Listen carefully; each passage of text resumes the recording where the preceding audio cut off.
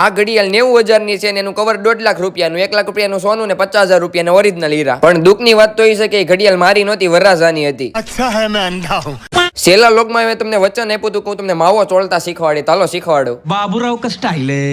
પેલા માવો ખોલવાનો, એમાં ચૂનો તમાકુ નાખીને ચોળી નાખવાનો. એમાં નવીન હું હોય? આ મારા બેન, મારા મામાના છોકરી, અમારા બહુ વિડીયો જોવે, સુરતના સેલિબ્રિટી છે, અમે એની હારે ફોટો પડાયો લે તઈ. પછી ઘરે આવીને મારા પપ્પા હોઈ જા, હું હોઈ ગયો, જાગીને ઘૂઘરા જેવો તૈયાર થઈ ગયો, કાઈ ઘટે નો ઘટેલા. અને મારી બેને કઈ હેરસ્ટાઈલ લીધી છે ચકલીના માળા જેવી. अब तू गया बेटा. મારી બેન તૈયાર થઈ ગઈ, ભગવાનને જે વાલા કરી લીધા. મારી પાસે તો આદિલ કાદરીનું સનાયા પરફ્યુમ તો એ ચાટી લીધું. વાગી જતા પાસ, જાનનો સમય થઈ ગયો તો અમારે તો ઘરની બહાર નીકળવું પડે એમ જ હતું. જો કે અમે તો છોકરી સાઈડ થી હતા એટલે અમારે જાનમાં નહોતું જવાનું, પણ ગાડીઓ લઈને ન્યા તો પોગવું જોઈએ વેલા. ગાડીને હજી ઉપાડીને ઘરની બહાર નીકળ્યા, ત્યાં ટ્રાફિક નો ડટ્ટો જામ. આપણે જ્યાં જઈને આમ જ હોય.